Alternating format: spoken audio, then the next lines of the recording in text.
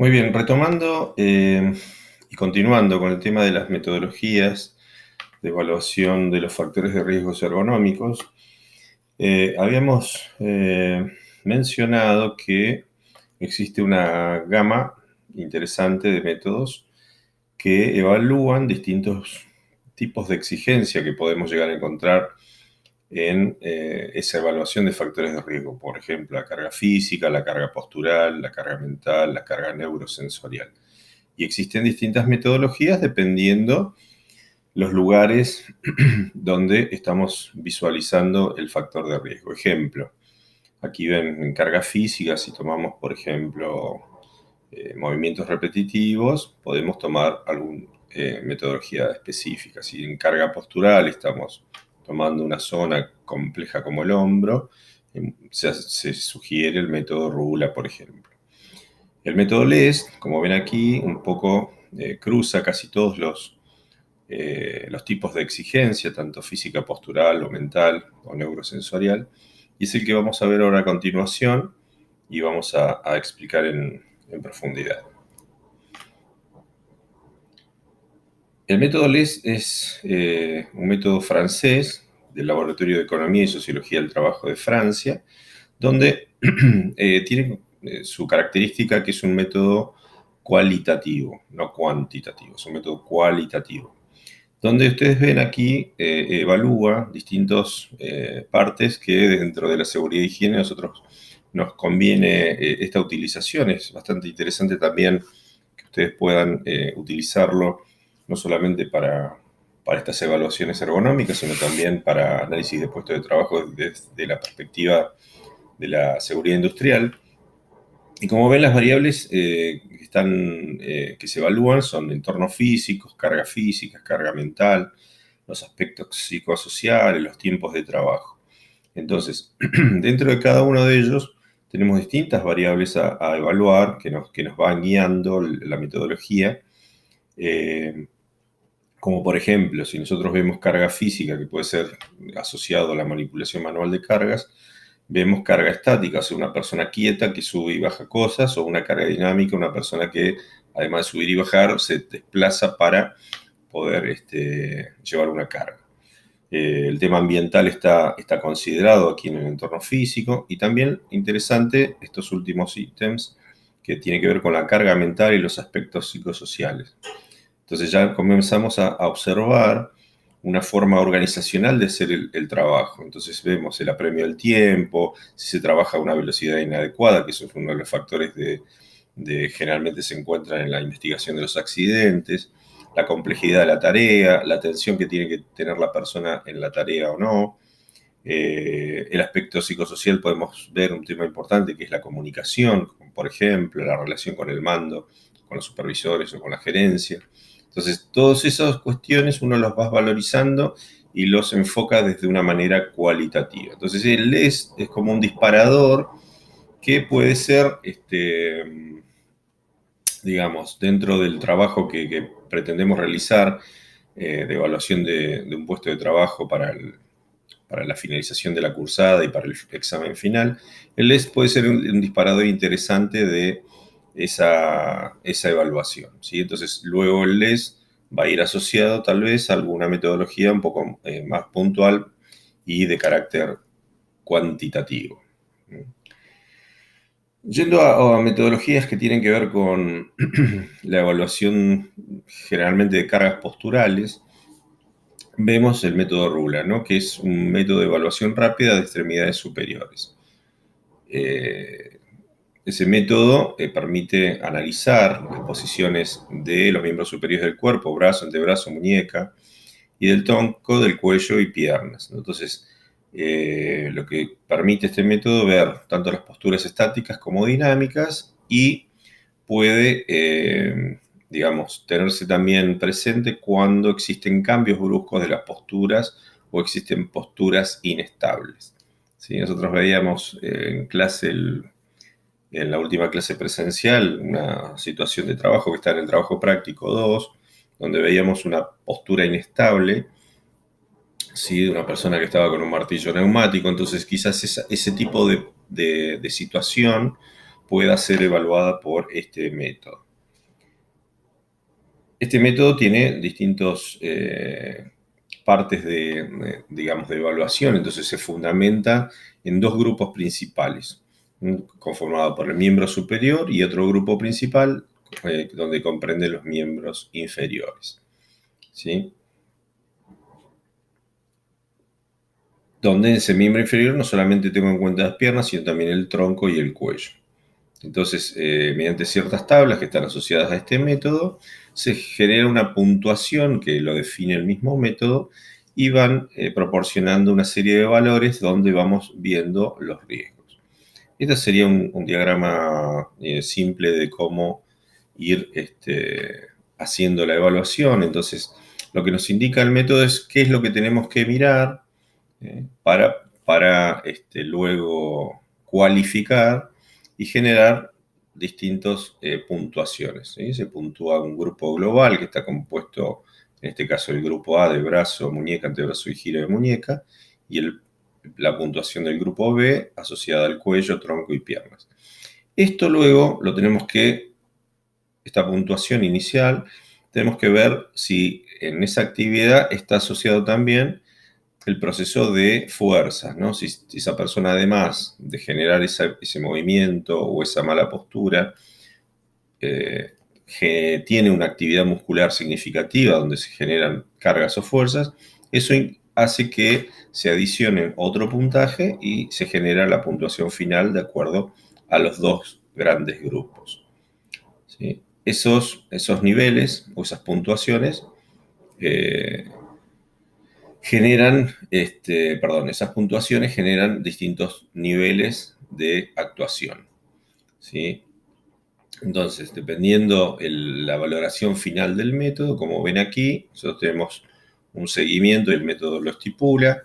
Supongamos que una puntuación 6 surgió, entonces estamos en un nivel 3. Eso requiere un rediseño de la tarea y es necesario realizar actividades de investigación. Entonces, el método nos direcciona en cuanto a la forma de actuar, a la forma de seguir el proceso, a la forma de informar a nuestra gerencia y demás, qué es lo que tenemos que realizar luego de hacer la evaluación con esta metodología. Otro método de evaluación de cuerpo entero asociado al tema postural es el método REVA, que es un método especialmente diseñado para los riesgos de tipo músculo-esquelético, ¿sí? Entonces, el anterior que vimos, el RULA, estaba más asociado a lo postural que puede derivarse en riesgos de tipo músculo-esquelético. En este caso, ya nosotros podemos tener cierta información inicial asociado a la estadística de los sectores o del puesto de trabajo que estamos evaluando y generamos una valoración de la actividad muscular causada por posturas estáticas, dinámicas o debidas a cambios bruscos o inesperados de la postura.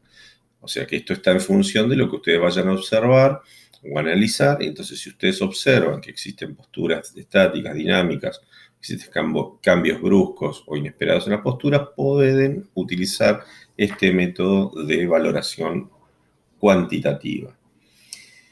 Y es el resultado que yo obtengo, que es bastante parecido al anterior respecto a la valoración de distintos grupos. Lo que se determina es el nivel de riesgo de lesión, ¿sí? En el caso anterior nosotros estamos viendo el nivel de riesgo de la mala postura. Acá estamos viendo el riesgo de la lesión específicamente y la urgencia que debe tener la intervención o la mejora que debamos realizar. Este método también divide el cuerpo en dos grupos, miembros inferiores y miembros inferiores. Se obtienen también ciertas puntuaciones de esos grupos y se debe adicionar también, en el caso de que hubiera carga o fuerzas asociadas a ese tipo de trabajo, se adicionan un valor más a esta puntuación. Como ven aquí, este diagrama de flujo del proceso nos muestra las puntuaciones de los grupos más la puntuación de la fuerza, juntas se va a una tabla donde se cruzan los valores y respecto a la actividad me da la puntuación final y yo genero nivel de actuación o nivel de riesgo. Los niveles de actuación, de acuerdo a la puntuación final obtenida, o sea, si yo tengo distintos valores de puntuación, ustedes ven aquí a la izquierda, distintos digamos, valores de puntuación asociados a un nivel de acción, y ese nivel de acción se asocia a un nivel de riesgo. O sea, ahí existe para este método una matriz de riesgo el cual yo debo seguir, que si yo tengo otra matriz de riesgo en mi sistema, tendré que adaptar esta metodología a esa matriz que tengo del sistema. ¿Sí? Entonces, acá lo que me indica, por ejemplo, si caigo en un nivel, una puntuación entre 4 y 7, tengo un nivel de acción 2, tengo un nivel de riesgo medio, y es necesaria una actuación. Esto implica que debo generar alguna modificación, quizás estudiarla con un poquito más de tiempo, no es tan compleja, pero si caigo en niveles de puntuación más altos, ven que el nivel de sugerencia del método es que la actuación debe realizarse mucho más rápido o inmediatamente. Es casi asociado en términos de seguridad cuando vemos alguna situación que tiene un alto riesgo, entonces tengo que parar la tarea, por ejemplo, o actuar de inmediato, generar los cambios necesarios y volver a la actividad. Ese es el método que dijimos, el método REVA, ¿sí? Bien. El ítem manejo de cargas o manipulación de cargas es un ítem interesante de evaluar, dado que generalmente nos encontramos en las situaciones de trabajo eh, que hay poca inversión respecto de, por ejemplo, maquinarias que nos ayuden a el proceso de transporte de una carga. Entonces, la manipulación manual es una situación que vamos a observar frecuentemente en distintas actividades laborales y seguramente en el caso que ustedes presenten para evaluar, esta situación pueda ser observada. En el caso de estar en presencia de manipulación manual de carga, nosotros tenemos que asociar rápidamente el tema de la fatiga física y la presencia de lesiones, ¿no? Donde pueden estar asociadas a contusiones, cortes, heridas, fracturas, cuestiones que están más asociadas a un accidente laboral, pero también existe, y por allí no están muy contempladas, las lesiones de carácter musculoesquelética, ¿no? Torso lumbares, lesiones de miembros superiores e inferiores. ¿Sí? Entonces, no solamente la manipulación está asociada a la accidentología propiamente dicha, sino también a enfermedades profesionales que pueden derivar en lesiones musculoesqueléticas. Entonces, es un ítem más que importante para que nosotros evaluemos. ¿Cuáles son las condiciones ideales en situaciones donde se deba generar la manipulación manual de carga? Nosotros tenemos que mejorar el ambiente térmico en ese sector, realizar operaciones a dos manos únicamente, que se mantenga una postura erguida, de pie y sin rotación, que el levantamiento sea suave, que haya un buen acoplamiento, un buen agarre entre las manos y el objeto manipulado. Entonces es muy importante en ese ítem el tema del packaging o digamos del objeto que tenga la posibilidad de tener un buen agarre, ¿sí? Y que haya un buen acoplamiento entre los pies y el piso. Este punto es importante porque cuando estamos evaluando este tipo de situación, no podemos dejar de lado, porque seguramente que si hay levantamiento puede haber transporte de ese material que estoy manipulando. Entonces, ¿cómo es esa zona, ese piso, ese lugar donde esa persona se traslada? ¿Sí? Si tengo una zona que es resbaladiza o hay condiciones climáticas que complican ese traslado, o mala higiene o mala limpieza del lugar, ese acoplamiento que estamos viendo entre los pies y el piso se ve condicionado. Importante que el objeto no esté frío ni caliente o contaminado, o sea que sea un un objeto que tenga la particularidad de estar limpio, o por lo menos que esté en un contenido en alguna caja o en algún packaging para que pueda ser transportado. Y lo más importante es que la carga, si yo tuviera que transportarla manualmente, esté cerca del cuerpo. Eso evita que la situación de fatiga se reduzca, ¿sí? Y también tener, obviamente, la variable peso del material transportado como un factor importante a la hora de la evaluación.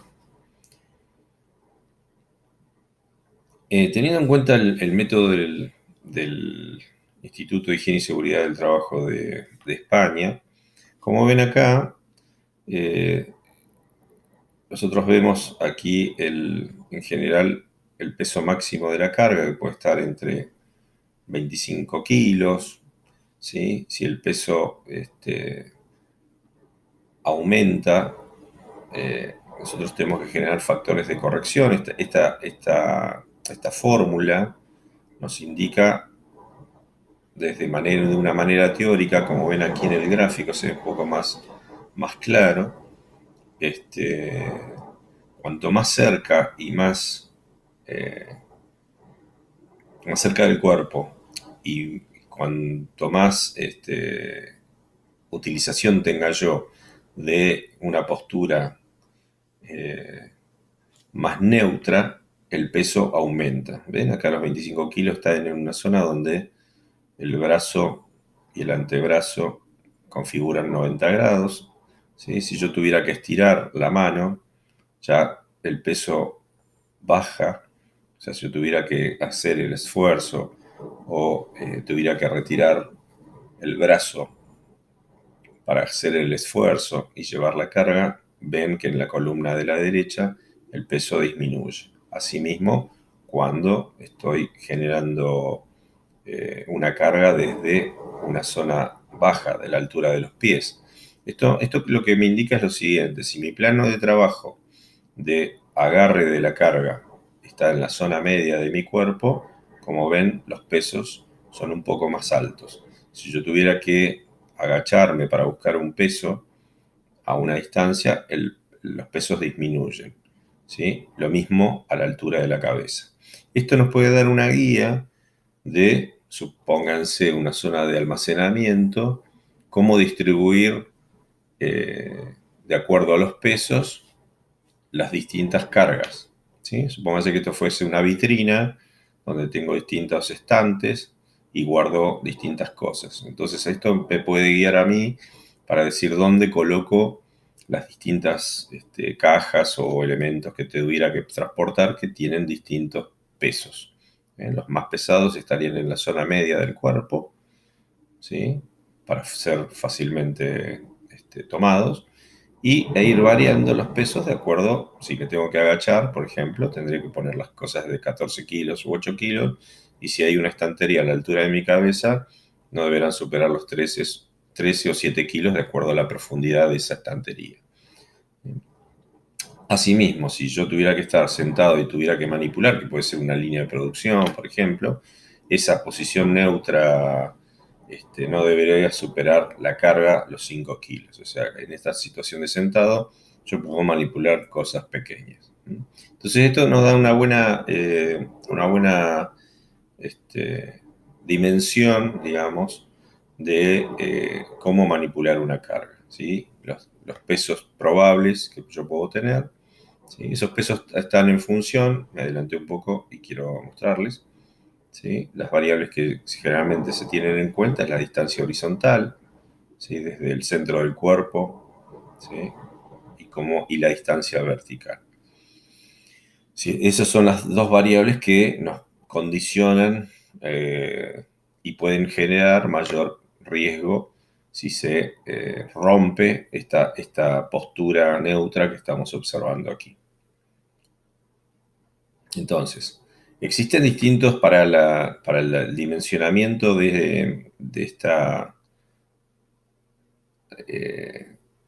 este método. Este método se compone de varios componentes. ¿sí? Uno es el peso de la carga, esa es una variable importante a considerar, la distancia de la carga, el peso teórico de la carga en función de la distancia, que es lo que observamos recién, el peso máximo que yo puedo tener en una postura sentada, el desplazamiento vertical de la carga. Si yo tomo la carga y me elevo o bajo la carga, voy a tener que poner en la fórmula un factor de corrección. Si existe un giro, ¿sí? Un giro, existe otro factor de corrección. Así que hay una fórmula que va colocando todas estas cuestiones que vamos observando. Para mí lo que me interesa importante es que ustedes vean que hay distintas variables, no solamente es tomar la carga y llevarla, sino cómo se lleva, dónde se lleva, cómo es el ambiente, si hay desplazamiento, si hay un movimiento, si hay una rotación, cómo va la carga cerca del cuerpo o no.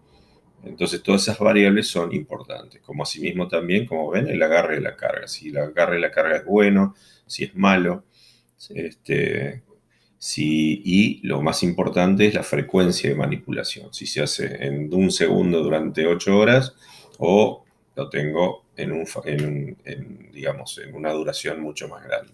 Entonces los factores de corrección, como ven, son muy altos o generarían un valor mucho más alto o más riesgoso. ¿Sí? La inclinación del tronco es otra variable que nosotros también tenemos que considerar en el tema de manipulación de cargas. ¿Sí? Si la inclinación, si tengo una postura neutra, como ven acá, las vértebras no presionan la cápsula intervertebral. En cambio, si yo comienzo a girar el tronco, ¿sí? A romper la postura neutra, comienza a haber una presión sobre esta cápsula intervertebral que puede generarme a la larga una hernia, por ejemplo, de disco. ¿Eh?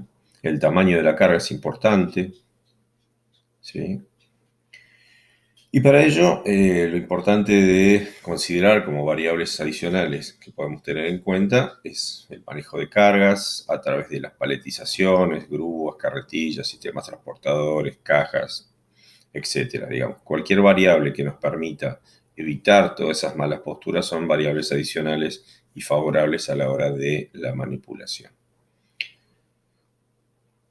¿Qué medidas correctivas de todo este tema podemos llegar a proponer en rasgos generales? ¿Sí? El trabajar a alturas apropiadas, ¿sí? Acá ven, por ejemplo, en un plano de trabajo, dos personas de distinta altura que hacen que la persona de la izquierda tenga que trabajar más inclinado. Entonces, él está más comprometido respecto de la persona de la derecha, respecto a este plano de trabajo. Entonces, ese es un punto importante, ¿no? Los trabajos con una altura apropiada. El otro punto importante que uno puede trabajar para mejorar la cuestión asociada a fuerzas y a posturas tiene que ver con reducir las fuerzas excesivas, ¿no? Reducir las fuerzas de agarre, reducir el peso, ¿sí? Entonces podemos colocar el material que vamos a transportar en un packaging más chico, ¿sí? Generar buenas posturas, ¿sí? Esto nos permite, por ejemplo, como el dibujo de la derecha, ver planos de trabajo que son hidráulicos, que pueden adaptarse a distintas alturas. Entonces la persona evita así generar malas posturas.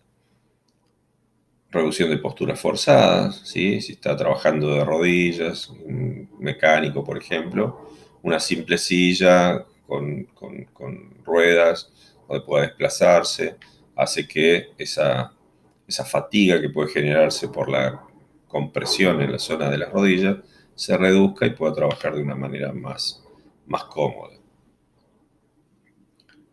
Misma situación, ¿sí? Una persona que está inclinada o que puede estar esforzándose, como vemos acá rompiendo los distintos planos de trabajo, reduce esa situación trabajando con un mecanismo de bajo costo, como una silla con unas rueditas, está a la altura del trabajo y puede reducir esa fatiga.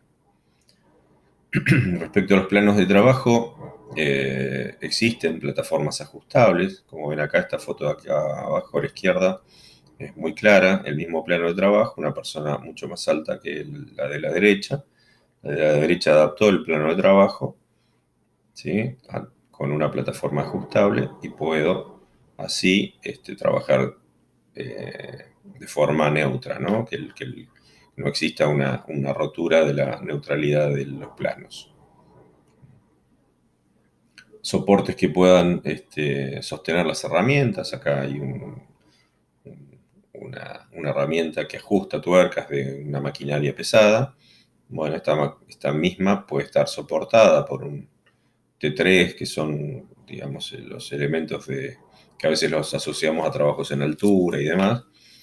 Eh, entonces soporta la fuerza de ese elemento y solamente la persona guía la máquina para hacer la operación. En este caso de la izquierda no solamente guía, sino también que hace un esfuerzo superior que está repercutiendo en la zona tanto de hombros como en la zona lumbar. El uso de herramientas, ¿no? Trabajar con las muñecas dobladas reduce la fuerza de apriete. Entonces, yo al trabajar como está trabajando esta persona en la foto, la fuerza que tiene que hacer es superior, dada este quiebre que tiene acá en la muñeca. Entonces, poder usar herramientas que permitan mantener las muñecas rectas, que no se rompa el plano de trabajo. Existen en el mercado distintos tipos de herramientas que permiten eso, ¿no? Obviamente, la reducción de movimientos repetitivos es un punto importante, ¿sí? Que es el más común que a veces observamos en industrias en nuestra región. Entonces, el uso de herramientas que nos ayuden a reducir este movimiento o a casi eliminarlo, el movimiento repetitivo, es una buena medida de corrección. Eh, Todo esto va asociado a estudios que podemos hacer en los lugares de trabajo, no solamente de el estudio visual que podemos hacer, o a través de video, a través de entrevistas, sino también con mecanismos como por ejemplo que es un acelerómetro que me mide en la zona de trabajo la vibración que puedo estar recibiendo o el movimiento repetitivo que puedo estar teniendo en esta zona. Y eso genera un estudio intensivo, entonces yo puedo sacar datos de allí en una jornada de 8 horas y sin parar la actividad que el trabajador puede estar realizando. Entonces podemos trasladar a un ámbito laboral generar distintas situaciones. Entonces lo importante en este proceso es la evaluación, ¿no? La mirada, el reconocimiento de los factores de riesgo, que luego van a ir acopladas a la metodología y por ende a la valoración de una situación de riesgo que nos permite tomar una decisión final. Bien, esto completaría el capítulo de metodologías. Podemos luego ir abordando más específicamente métodos de acuerdo al trabajo que ustedes vayan enunciando. O sea, cada trabajo que ustedes presenten va a estar asociado a una metodología específica. Entonces, particularmente ahí vamos a ir viendo cada método en particular. Entonces, en la teoría ustedes ya pueden ir viendo los distintos métodos y ya ir pensando cuáles, en función de los factores de riesgo que van a ir encontrando en el trabajo, ir aplicando uno de ellos, uno o varios, si ustedes lo consideran. Repito, el método LES, el primero que hoy mencioné, es bastante general y bastante interesante de aplicarlo desde una mirada general cualitativa. Luego pueden tomar distintos métodos diferentes para cuantificar el tema del riesgo. Entonces es interesante que ustedes vuelquen desde la mirada de los factores de riesgo cuáles son las metodologías que puedan estar presentes. Bueno, muy bien, gracias por la visualización y seguimos.